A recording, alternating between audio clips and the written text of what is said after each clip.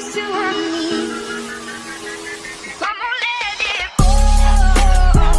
Just let it be. Why don't you be you?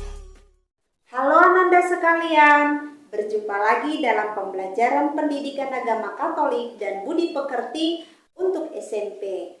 Bagaimana kabar Ananda sekalian di rumah? Pem berharap semuanya Ananda dalam keadaan sehat dan tetap semangat mengikuti PJJ kita dari rumah.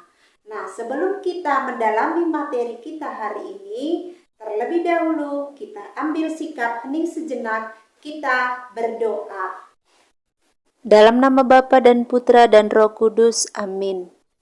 Bapa yang Maha Kasih, kami bersyukur atas segala karunia-Mu, sehingga Engkau masih berkenan mempertemukan kami untuk menimba berbagai pengetahuan pada hari ini lewat media sosial. Berilah kami terang-Mu, agar kami mampu mengembangkan diri, sehingga kami lebih peduli terhadap hidup kami maupun hidup orang lain, seturut teladan Putra-Mu, Tuhan kami Yesus Kristus. Amin. Dalam nama Bapa dan Putra dan Roh Kudus. Amin.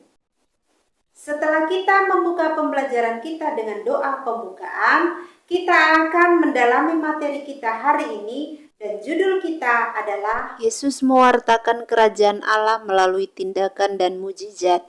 Adapun kompetensi dasar kita 3.2 memahami tugas Yesus Kristus mewartakan kerajaan Allah melalui sabda dan tindakan.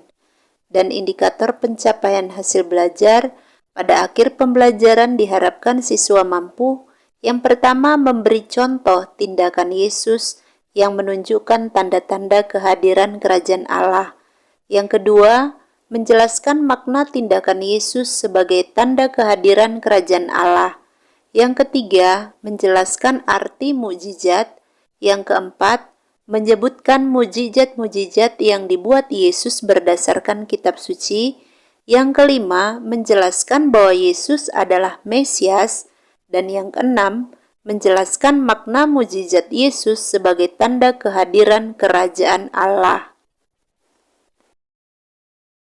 Yesus bukan saja berbicara tentang kerajaan Allah, tetapi juga memberi kesaksian tentang kerajaan Allah dengan tindakan-tindakannya. Memang ada kesatuan antara sabda dan karya Yesus. Yesus sendiri tampil sebagai nabi, tetapi juga sebagai tabib. Nah, unsur hakiki, kenabian, dan ketabiban masing-masing mewakili unsur perkataan dan perbuatan yang merupakan kesatuan yang tak terpisahkan dalam hidup Yesus. Kesatuan antara sabda dan karya Yesus ini bersifat sedemikian rupa sehingga kebenaran perkataan Yesus itu tampak dalam perbuatannya. Dan arti perbuatan Yesus diberitahukan dalam perbuatannya. Kita akan memahami tanda kehadiran kerajaan Allah. Untuk semakin memahami tanda kehadiran kerajaan Allah, kita simak kisah berikut ini yang berjudul Dea. Udara kota Jakarta siang itu begitu panas, seperti hendak membakar kulit. Bergegas aku segera masuk ke salah satu restoran cepat saji yang cukup ternama. Udara di dalam restoran begitu sejuk, kontras dengan udara di luar sana. Aku segera mencari tempat duduk di sudut ruangan. Setelah beberapa saat aku menghempaskan diri di tempat duduk, mataku memandang sekeliling ruangan. Seperti biasa, restoran ini begitu penuh. Pengunjungnya rata-rata eksekutif muda yang sedang mengisi jam istirahat siang untuk makan sambil bercengkerama dengan teman-temannya. Para pegawai restoran hilir mudik sibuk melayani para pembeli. Kusapu semua isi ruangan dengan pandangan mata. Barangkali saja ada yang kukenal. Di pojok ruangan sebelah pintu masuk, ada pemandangan yang menurutku agak ganjil. Seorang perempuan muda dengan pakaian yang rapi sedang duduk sambil minum. Sementara di depannya seorang bocah perempuan dengan pakaian yang agak lusuh. Mulutnya sibuk mengunyah makanan seperti orang yang sedang kelaparan. Begitu lahap. Aku tertarik mengamati pemandangan itu. Perempuan muda itu sepertinya mengingatkanku pada seseorang. Tetapi siapa? Aku sendiri tidak ingat. Tak berapa lama setelah bocah perempuan kecil dan lusuh itu menyelesaikan makanannya, dia berdiri dan mau beranjak pergi. Wanita muda itu menahannya. Ia melambaikan tangannya pada pelayan. Dengan langkah cepat, pelayan itu segera mendekat. Mereka berbicara dan pelayan itu segera bergegas pergi. Tak berapa lama, pelayan itu datang dengan membawa beberapa bungkus makanan pesanan. Setelah menerima, perempuan muda itu menyerahkan pada anak perempuan dengan baju lusuh itu. Senyuman anak itu langsung mengembang. Dari matanya memancarkan kebahagiaan. Anak itu mengangguk dan mengulurkan tangannya pada perempuan muda. Tanpa rasa jijik, perempuan muda itu menyambutnya, digenggam kuat tangan anak itu sambil mengusap-usap rambut anak itu. Setelah menyelesaikan makananku, aku segera menuju kasir. Dalam waktu yang bersamaan, perempuan muda itu pun berangkat menuju kasir. Rasa-rasanya aku kenal, tetapi siapa ya? Aku membatin dalam hati. Ketika kami di depan kasir, perempuan itu tersenyum padaku dan berkata, "Maaf, apakah Anda Rian?" "Iya, betul. Dan Anda siapa?" "Rasa-rasanya kita pernah ketemu. Tetapi di mana?" "Aku lupa," jawabku. "Dea, Rian. Aku Dea," katanya setengah teriak. "Astaga, ternyata kamu Dea. Hampir 15 tahun sejak kita lulus SMP, baru ketemu sekarang tanpa diduga," kataku. "Bagaimana kabarmu, Rian?" "Baik, kamu sendiri?" "Seperti yang kau lihat sendiri, Rian. Seperti inilah aku," jawabku sambil melepas tawa. "Oke, Rian, kita bayar dulu baru kita ngobrol. Kasihan yang antri di belakang kita," kata Dea. Tanpa dapat kucegah, Dea membayar semuanya. Setelah itu kami menuju ke tempat duduk yang masih kosong. "Boleh aku tanya sesuatu, Dea?" Sambil mengerjitkan alisnya, Dea menjawab, "Silahkan, kamu mau tanya apa?" "Dari tadi aku mengamatimu. Siapa anak perempuan yang bersamamu tadi?" "Kurasa ada sesuatu yang tidak wajar," kataku. Sambil mengembangkan senyumnya, Dea berkata, "Penilaian kebanyakan orang memang sepertimu. Itu wajar. Tapi bagiku tidak. Orang sering hanya menilai seseorang dari penampilannya. Tentang perempuan itu, aku sebenarnya juga tidak tahu siapa sebenarnya dia. Yang aku tahu, dia anak yang kurang beruntung. Kudapati ketika dia sedang mengaisai sampah di depan restoran ini untuk mencari sisa makanan atau apa saja yang dapat ditukarkan dengan uang. Maka aku mengajak dia untuk makan, dan itu sudah berlangsung beberapa kali. Entah secara kebetulan atau dia sengaja menungguku. Aku tidak tahu dan tidak pernah bertanya. Dan dia sendiri tidak pernah meminta. Aku yang mengajak. Aku cukup senang melihat dia makan sangat lahap seperti orang kelaparan. Apalagi melihat matanya yang bulat berbinar ketika dia dapat membawa makanan untuk adiknya di rumah. Itu saja yang bisa aku lakukan untuk sekedar membantu dia. Kamu tidak merasa jijik? Tanyaku. Rian, kamu jangan lupa, dia pun juga manusia sama seperti kita. Hanya pakaian yang membedakannya. Bayangkan kalau kita yang seperti dia. Seharusnya kita bersyukur kepada Tuhan telah memberi kita banyak kemudahan dengan mau berbagi kepada mereka yang kurang beruntung. Jangan pernah kamu lupakan Rian. Roda kehidupan kita akan selalu berputar. Sekarang kita di atas. Siapa tahu esok hari giliran kita di bawah. Tak seorang pun tahu, kata Dea. Nuraniku seperti tersadarkan. Aku yang mungkin hidupnya lebih mapan dari Dea. Mungkin secara materi aku lebih mampu. Tetapi Dea, temanku, ternyata hatinya lebih kaya. Dia begitu peduli pada hidup orang lain.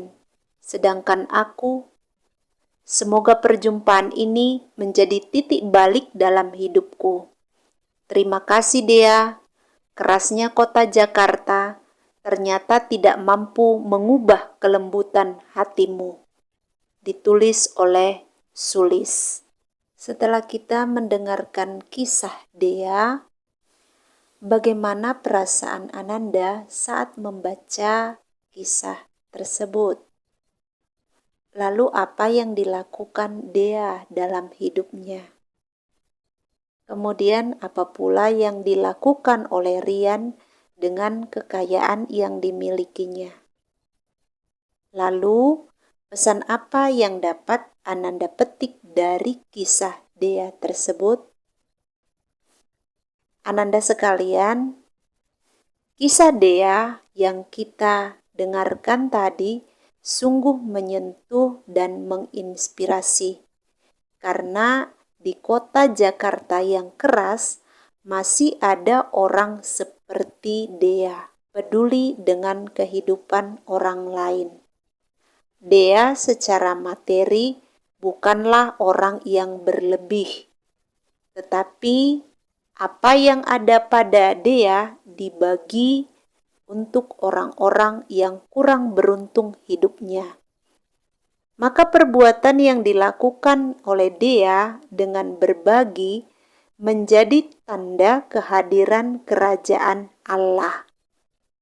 Nah, perbuatan yang dilakukan oleh Dea ternyata menyadarkan Rian. Rian terbilang orang yang mampu dari Dea. Tetapi Rian tidak pernah mau berbagi dengan orang lain. Apa yang dimiliki oleh Rian hanya untuk dinikmatinya sendiri. Sampai akhirnya perbuatan yang dilakukan oleh Dea sungguh-sungguh menyadarkan Rian bahwa dalam hidup ini perlu berbagi dengan orang-orang yang kurang beruntung hidupnya, seperti orang miskin, tersisih, yang dianggap sampah masyarakat, dan sebagainya. Dengan berbagi kepada orang-orang yang kurang beruntung hidupnya, menjadi bukti kehadiran kerajaan Allah. Karena itu sebagai orang beriman, kita pun dituntut menjadi tanda kehadiran kerajaan Allah. Bukti kehadiran kerajaan Allah itu kita tunjukkan dengan perkataan dan perbuatan kita.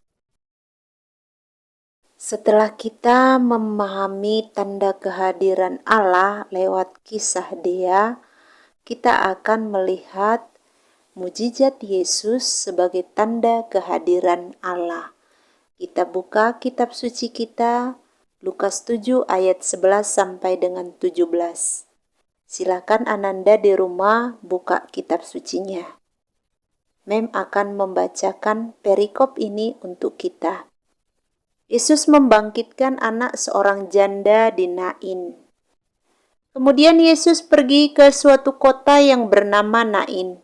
Murid-muridnya pergi bersama-sama dengan dia, dan juga orang banyak menyertainya berbondong-bondong. Setelah ia dekat pintu gerbang kota, ada orang mati diusung keluar, anak laki-laki, anak tunggal, ibunya yang sudah janda. Dan banyak orang dari kota itu menyertai janda itu. Dan ketika Tuhan melihat janda itu, tergeraklah hatinya oleh belas kasihan. Lalu ia berkata kepadanya, "Jangan menangis." Sambil menghampiri usungan itu, ia menyentuhnya, dan sedang para pengusung berhenti. Ia berkata, "Hai anak muda, aku berkata kepadamu, bangkitlah." Maka bangunlah orang itu dan duduk dan mulai berkata-kata. Dan Yesus menyerahkannya kepada ibunya. Semua orang itu ketakutan, dan mereka memuliakan Allah sambil berkata, "Seorang nabi besar telah muncul di tengah-tengah kita, dan Allah telah melawat umat-Nya." Maka tersiarlah kabar tentang Yesus di seluruh Yudea dan di seluruh daerah sekitarnya. Selain perikop yang sudah kita baca, Ananda juga boleh membaca dari Matius 8 ayat 23 sampai dengan 27, Yesus meredakan angin ribut. Dan juga Markus 1 ayat 21 sampai dengan 28, Yesus mengusir roh jahat. Ananda sekalian, setelah kita membaca Lukas 7 ayat 11 sampai dengan 17, Yesus membangkitkan anak seorang janda di Nain. Apa yang mengesan dari perikop tersebut? Lalu apa makna mujizat yang dilakukan oleh Yesus? Kemudian pelajaran apa yang dapat Ananda petik dari peristiwa tersebut bagi hidupmu sendiri? Ananda sekalian, kerajaan Allah yang diwartakan oleh Yesus tidak ditujukan pada kelompok atau golongan tertentu saja, tetapi ditujukan untuk semua orang. Yesus merangkul semua orang, baik itu orang jahat maupun orang yang baik, agar dapat merasakan keselamatan. Yesus tidak mau merangkul hanya sekelompok orang, lalu menyingkirkan kelompok yang lain. Yesus justru akrab dengan semua orang. Bahkan Yesus bergaul dengan orang-orang yang dianggap berdosa. Yesus tidak hanya mewartakan kerajaan Allah, melainkan mewujudkannya melalui tindakannya. Jadi, kerajaan Allah itu situasi di mana semua orang dikasihi Allah. Semua orang tidak tersekat-sekat oleh jurang antara kaya dan miskin. Maka Yesus menunjukkan hal itu dengan bergaul dengan siapa saja, terutama dengan mereka yang miskin dan berdosa yang selama ini disingkirkan oleh masyarakat. Dengan melakukan mujizat, Yesus memperlihatkan kehadiran kerajaan Allah. Yesus sendirilah Mesias yang dinantikan. Yesus tidak hanya menyampaikan kabar yang menggembirakan, tetapi Yesus sendirilah kabar gembira itu. Yesus sendirilah Injil itu. Yesus sendirilah keselamatan itu. Yesus sendirilah rahmat dan penyembuhan bagi manusia yang mengalami kesusahan dan penderitaan. Karena itu, sebagai murid Yesus, kita harus mampu meneladani apa yang telah dilakukan oleh Yesus. Kita hendaknya menyandarkan hidup kita kepada kekuatan Allah, dan Allah kita jadikan sebagai satu-satunya sumber kekuatan dalam hidup kita. Kalau Yesus mewartakan kerajaan Allah melalui tindakan belas kasih, maka kita pun juga mesti berbuat belas kasih pada sesama, terutama mereka-mereka yang menderita, yang tersingkir, dan kurang mendapat perhatian. Dalam Injil yang sudah kita baca, Lukas 7 ayat 11 sampai dengan 17, di mana Yesus membangkitkan seorang anak janda di Nain. Melalui mujizat membangkitkan anak muda di Nain, Yesus ingin menunjukkan bahwa Allah itu berkuasa atas kehidupan dan juga kematian manusia. Dengan melakukan itu, Yesus ingin menunjukkan bahwa Ia adalah Mesias. Ia adalah penyelamat yang dinanti-nantikan. Kemudian dari Matius 8 ayat 23 sampai 27, Yesus meredakan angin ribut. Maka mujizat yang dilakukan oleh Yesus di saat Yesus meredakan angin ribut, Yesus mau menunjukkan bahwa Allah berkuasa atas alam semesta. Tidak ada kekuatan lain yang mampu mengalahkan kekuatan Allah sendiri.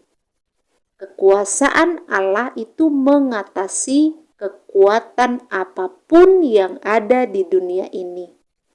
Maka semua ciptaan harus tunduk pada kekuatan Allah. Lalu dari Markus 1 ayat 21 sampai dengan 28, Yesus mengusir roh jahat. Mujizat ini mau menunjukkan bahwa Allah itu lebih berkuasa dari roh-roh yang ada di dunia ini.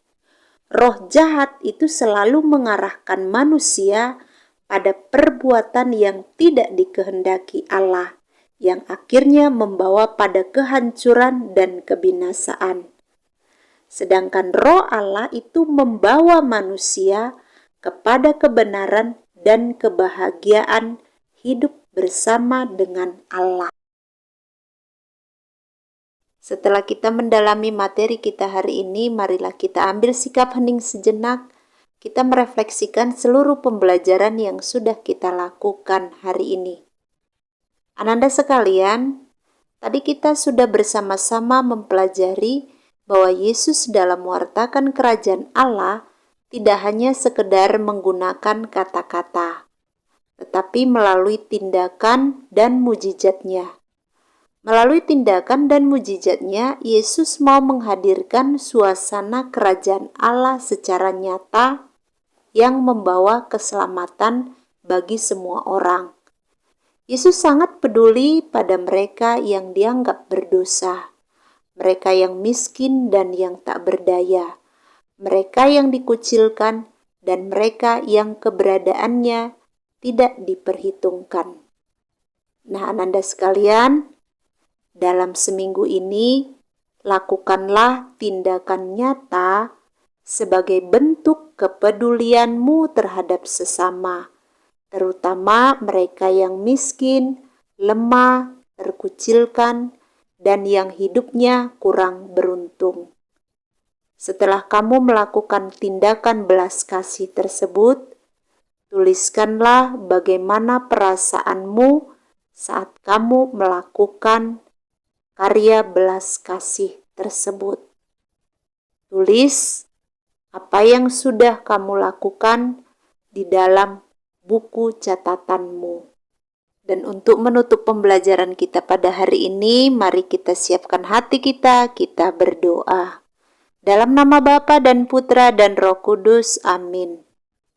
Allah yang Maha Kuasa, melalui tindakan dan mujizat yang dilakukan oleh Putramu, Engkau telah menyadarkan kami untuk ikut menghadirkan suasana kerajaan Allah dimanapun kami berada, baik melalui kata-kata maupun perbuatan.